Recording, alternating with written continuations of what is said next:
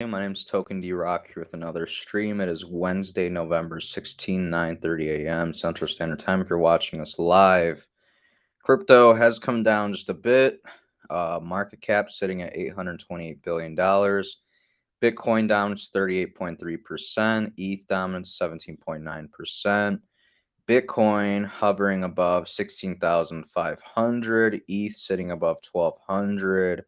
Binance coin sitting at 271.51. Cardano just under 33 cents.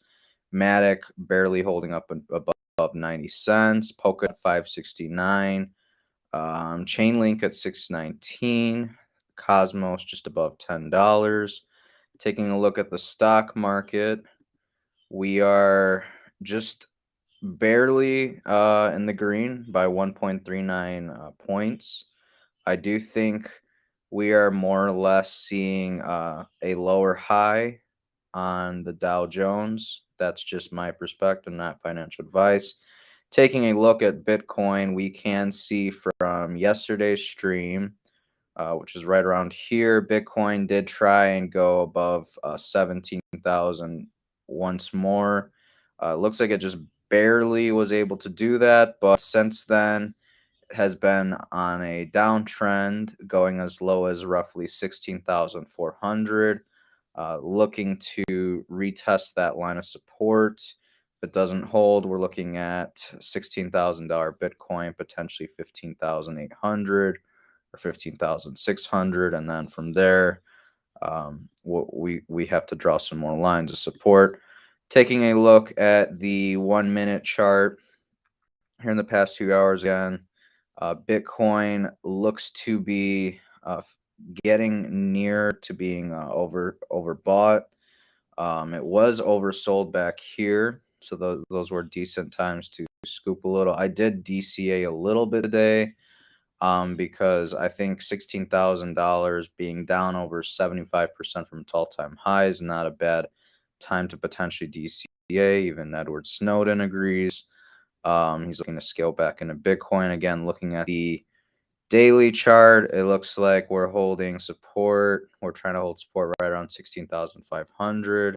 Doesn't hold. We're going to go lower. Taking a look at the DXY, it doesn't look too great. We might have seen a double bottom here, but again, we'll need to see if we break to the upside to confirm that.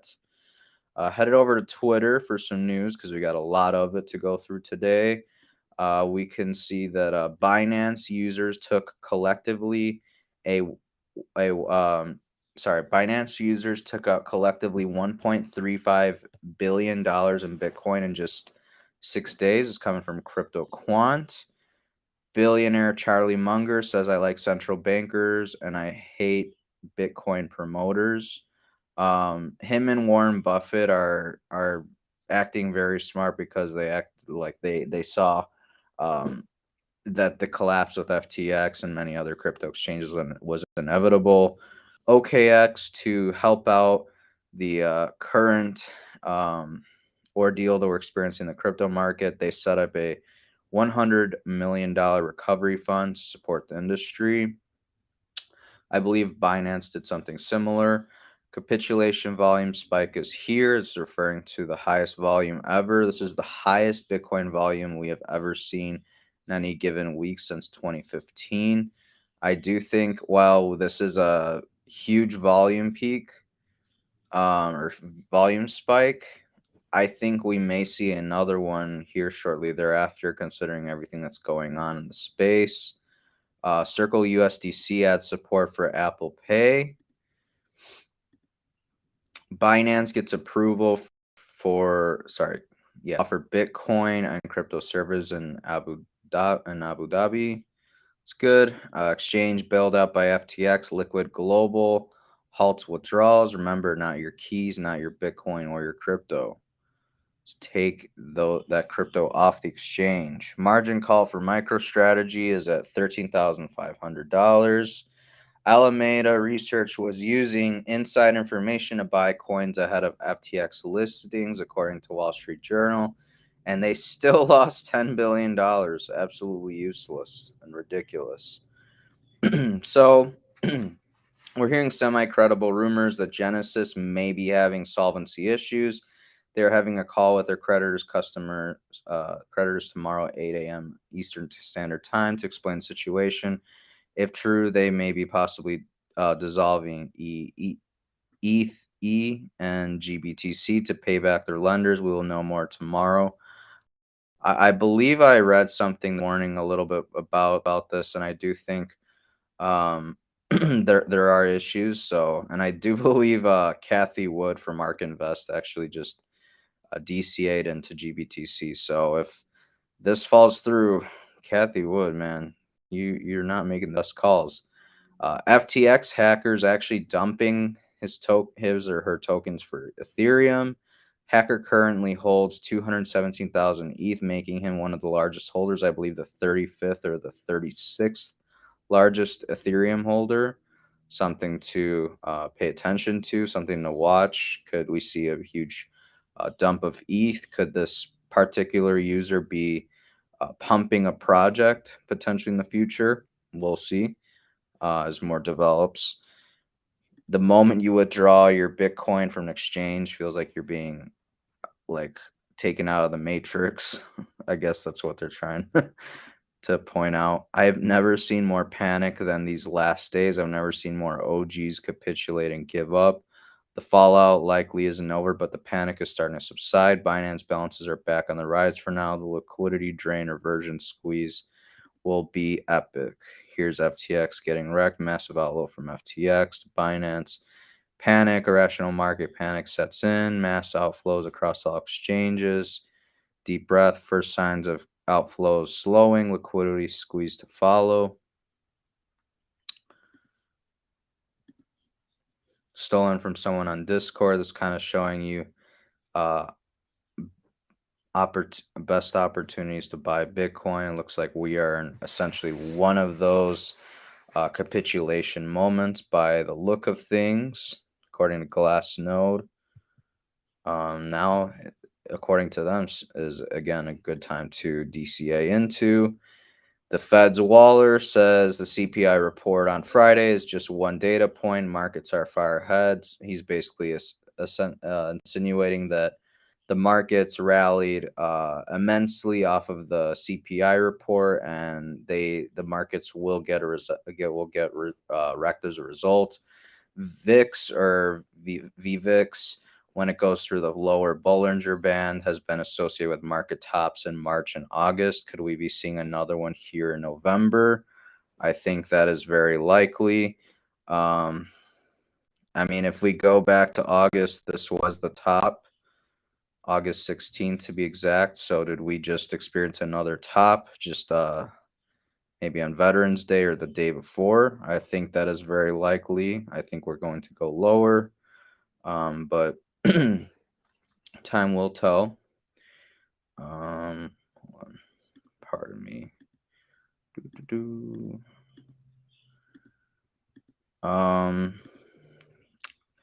Fed's bar says inflation is too high. What's it called? Jeff Bezos warns to prepare for the worst and stockpile cash as recession looms. Make your coffee at home, folks. Amazon is said to be planning to lay off thousands of workers, plans to lay off about 10,000 people. Current list of mass layoffs occurring. Amazon's going to be laying off over 10,000 workers this week. Twitter's laying off 50% of its workers. Snapchat is going to lay off 20% of its workers. Meta 13%. Credit Suisse 5%. Apple's experiencing a hiring freeze along with Disney. Unemployment is set to skyrocket. Fed's bar says it is true that the economy will experience a considerable downturn.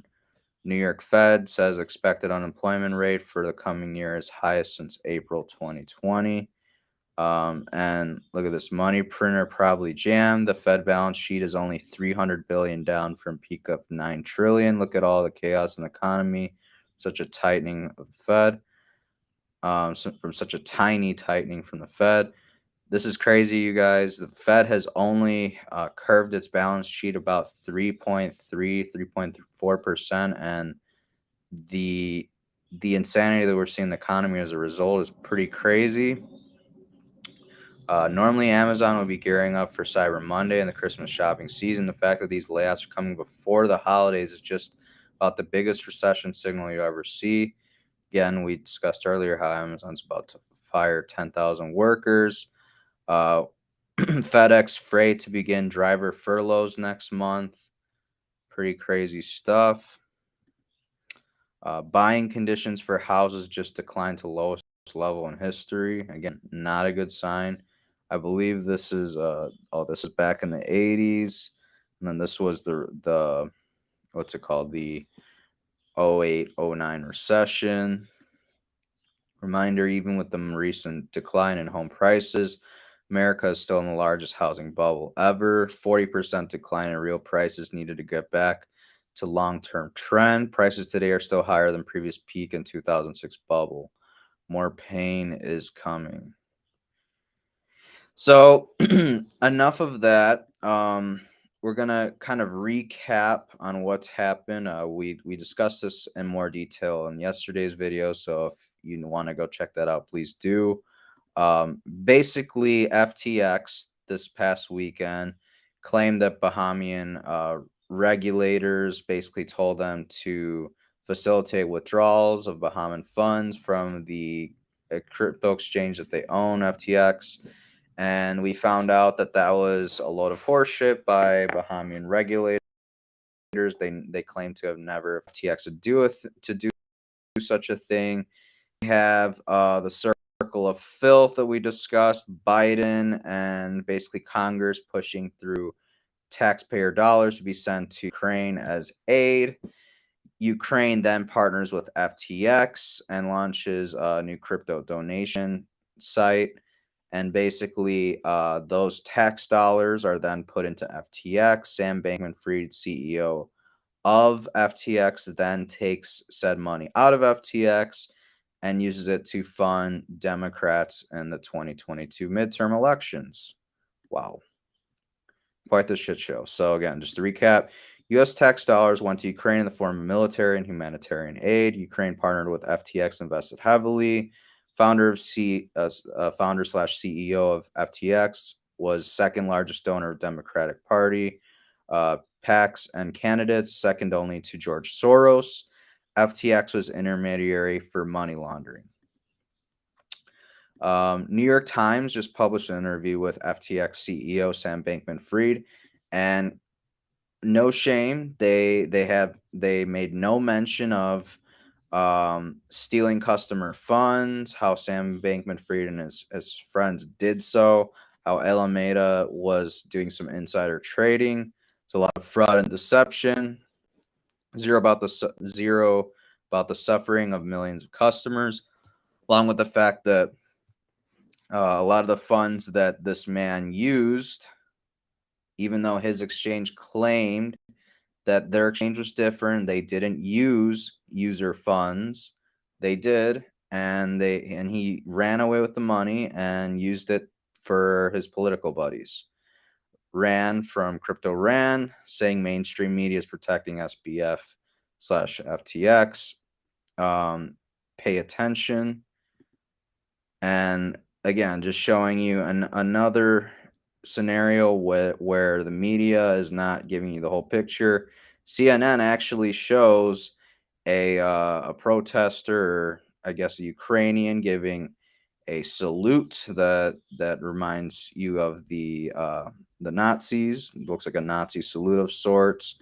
And conveniently, just hours after CNN broadcasts that footage, CNN is banned by Ukrainian authorities from filming in the city. Crazy stuff. Here over in China, they still have lockdowns, and the forcers in the white suits are caught on camera beating civilians to enforce their tyranny. That's the lengths they go to over there. Here we have Chinese police drones saying, "Stay at home. If you don't follow orders, we will arrest you." Pretty warning stuff here. And people in China's Guangzhou city near tear down COVID barricades. People over there getting fed up with the lockdowns and such. They've had enough, and They want a return to normalcy. They want an end to the tyranny. China announces change of COVID strategy, identify population base of the elderly, patients with underlying diseases, pregnant women, patients with chronic diseases, and other groups, and formulate health and safety protection plans for them. So it took them 2 years to figure this out. Pretty crazy. Meanwhile, over in Canada, they will allow assisted dying for mental illness starting this coming March. Has there been enough time to get it right? Pretty crazy stuff. Um, the reality is, us Westerners are taught that evil foreign regimes don't let their people criticize their government. Meanwhile, Westerners themselves are trained to never criticize their government. They're trained instead to criticize decoy dichotomies, false partisan nonsense, not the real power. Again, it's all smoke and mirrors over here. Have us focused on stupid shit. Here we have Biden wearing a Mao outfit to meet with Xi, along with Trudeau.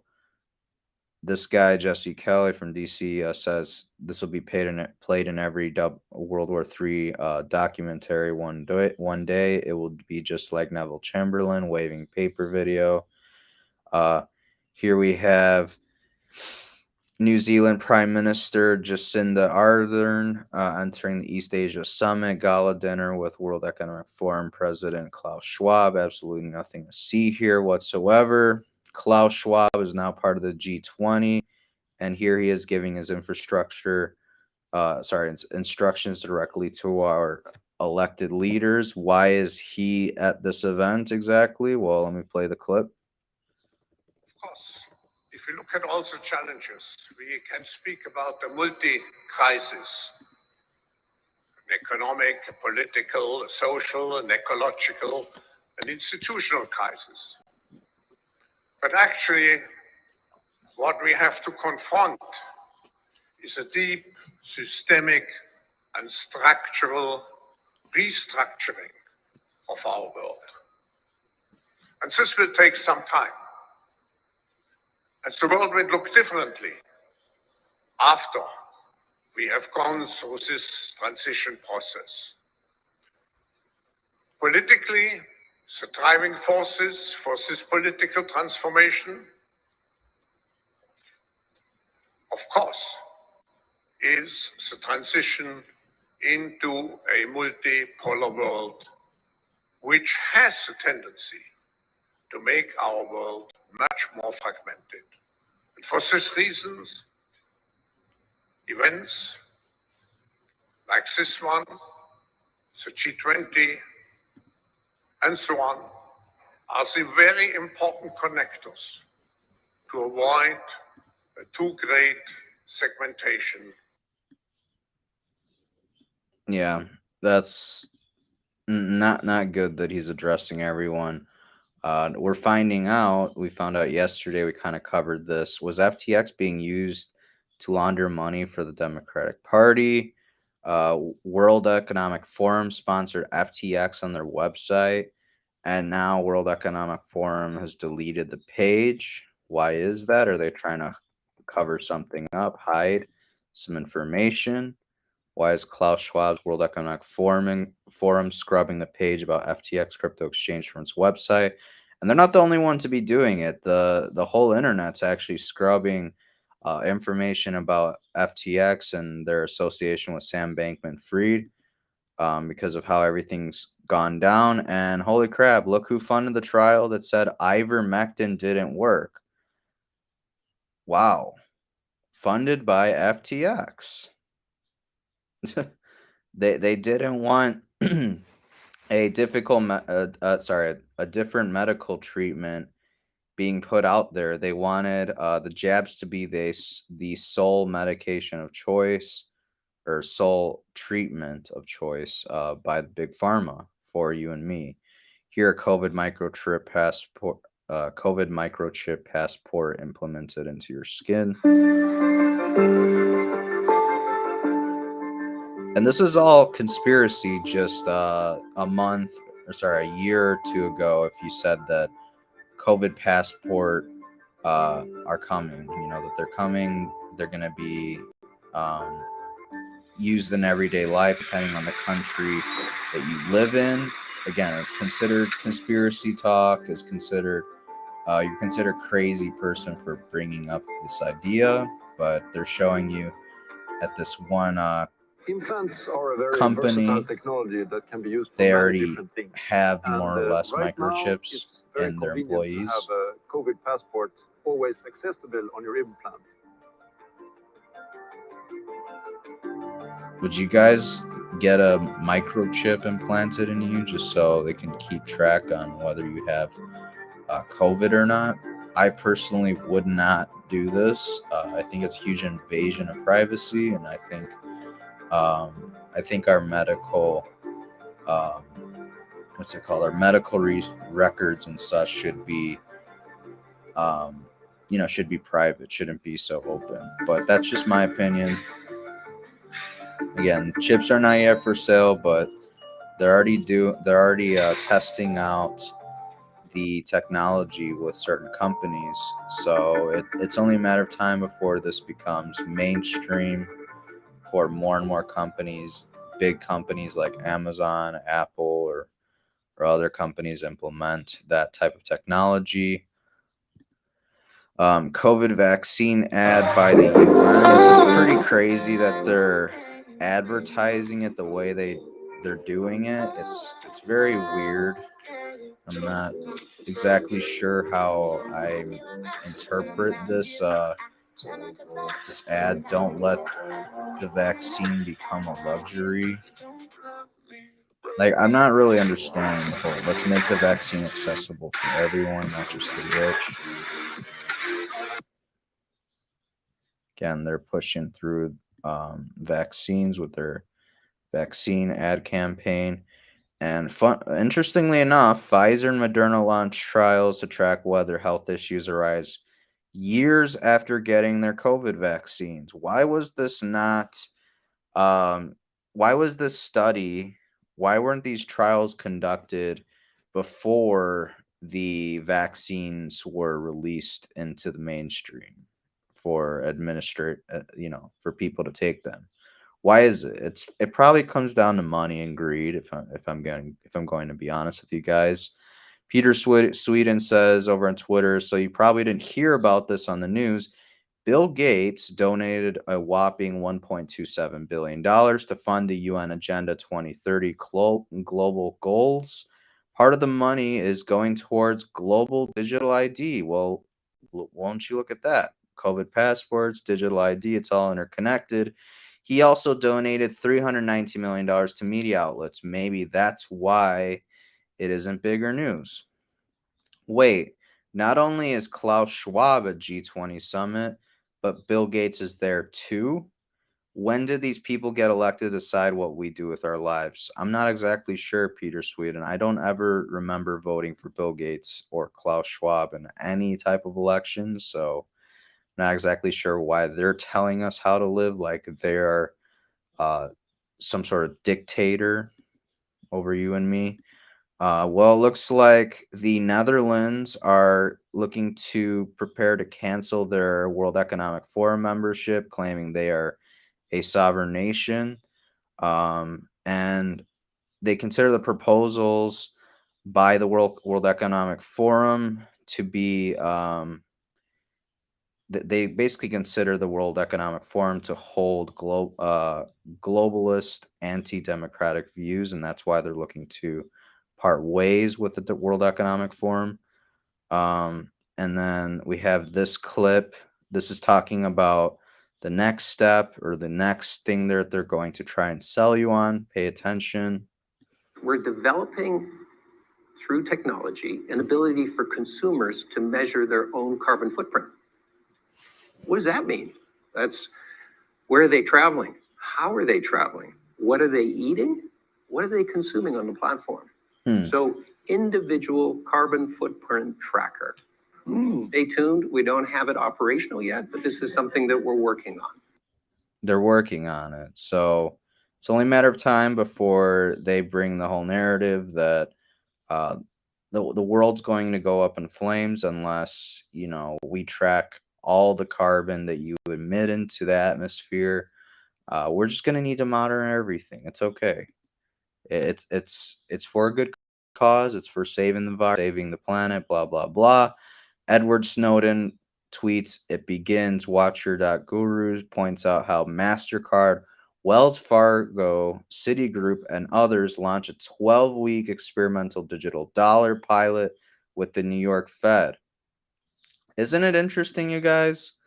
Right around the timing of this collapse with FTX and such, all the crypto geddon, as some people call it, the digital dollar starts being rolled out for experimentation over in New York City. I don't know. Here we have the Biden administration, along with the State Department, refusing an audit of $1 billion spent in Taliban controlled Afghanistan.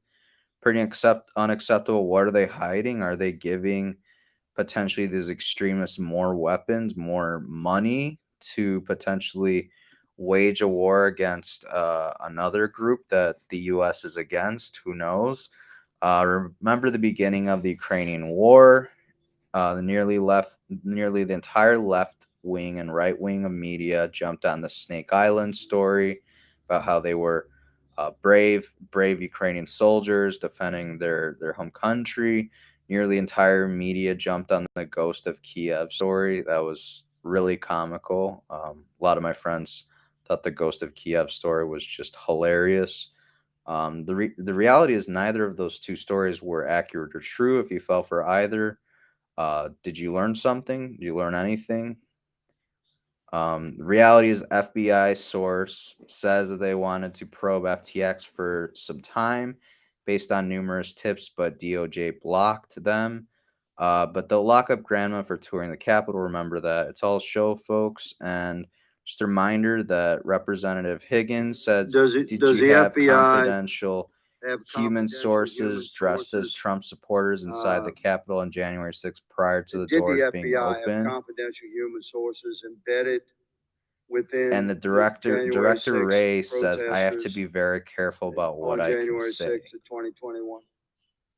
Well, Congressman, as I'm sure you can appreciate, I have to be very careful about what I can say about when. Why Even is now, that? because that's what you told us May I 2 years finish? ago. Is it because Yeah, you I guys had about undercover when we do agents and do dressed not, as where Trump we have and supporters? have not used It's certainly confidential sounding like that. sources. If you have to be careful But to the about extent that there's a what you can suggestion, for say. example, that That's crazy. And the other thing that kind of points to them having undercover agents during the January 6th protest, the Capitol building, was the reality that there was a man under the name Ray Epps that was stirring up trouble the night before, and I believe 2 nights before January 6th. He was saying, "Oh yeah, we need to storm the Capitol," and everyone pointed at him and said "Fed," because when you're the only man telling everyone to go to the Capitol and start a riot, we need to take back this country, blah blah blah, you sound like a Fed. And that's why he's dancing around with this answer that he has to be very careful about what he can say. Ken Griffin, CEO of Citadel, highlighting one of the darkest details of the entire FTX situation. I don't really like Citadel, but I'm glad Ken Griffin is highlighting these interesting details. How deep does this rabbit hole go with FTX? Pay attention to what he says. That all of us are worried about. You know, on the balance sheet of FTX is a line called Trump Looms. And Sam was the second biggest donor to Democratic candidates. I'm going to leave it to everybody else to draw their own conclusions about what you're saying here. Of course you are. Right? Those are really, really ugly facts when you see a fraud of this magnitude having played out, and you find no regulators were there to prevent it. Gary Gensler, where are you at? That's a really, really tough story. We could talk for quite a while about FTX. Sadly, we don't have it. So I have to finish with that all of us are worried about. That's crazy. Peter Sweden says, wait, you are still not finished counting the votes in the U.S. Here in Europe, we know the election results day of. Here's a map break of countries that permit vote by mail. America, along with Germany. It looks like the UK, Iceland, and Canada, and handful of other countries are all for vote by mail, but an alarmingly majority of countries are not for it. So what gives? Is there something to be said about that? Josh Steimel says, I didn't vote for Carrie Lake over in Arizona, but when her opponent is in charge of running the election and counting votes, and a bunch of voting machines go down on election day, and then it takes a week to count the votes, and the votes come out in favor of the opponent, well, ... And what he's talking about is Katie Hobbs, one of the people running for governor over in Arizona, was found to be in a room where they count ballots. And the judge said that they didn't see any conflict of interest. Like, what is this clown world that we live in, you guys? I'll leave you guys with this statement from Michael Saylor. His response when asked whether Sam Bankman-Fried should be in jail, should be made an example of. Hashtag Bitcoin. I hope you guys enjoyed the video. Please like and subscribe. Please share. Hit the notification bell to be notified when we go live next. We'll be live tomorrow, 9:45 a.m. Central Standard Time. I hope you guys enjoy the stream. Enjoy the clip. Until tomorrow, take care and invest wisely. He was using counterfeit money and stolen money to lobby against all the virtues in the industry, against proof of work, against Bitcoin. He was working to corrupt regulations, corrupt the political process, right? When you have actors that use corrupt, counterfeit stolen money in order to undermine the industry, it's not good for anybody. And so, yeah, I mean, I think that people need to decipher this. FTX, generated an FTT token. If you trade your own token on your own exchange with wash trading, with leverage, you can park the price at any number you want. So you want to make $1 billion, you jack the price by $3 by wash trading with yourself. Then you generate $1 billion of collateral. Then you look for a bank that'll loan you money against the collateral. Of course, nobody in their right mind should be loaning money against an air token that you manipulated yourself. But of course, Sam happened to be the CEO of a bank that made loans. So he applied for a loan from his own bank and he granted it to himself. And then he took real assets like Bitcoin from his honest customers. And then he rehypothecated them, traded them, lost them. And so this is just an egregious ethical lapse, and it can't go on. These exchanges cannot continue to be unregistered, unregulated offshore.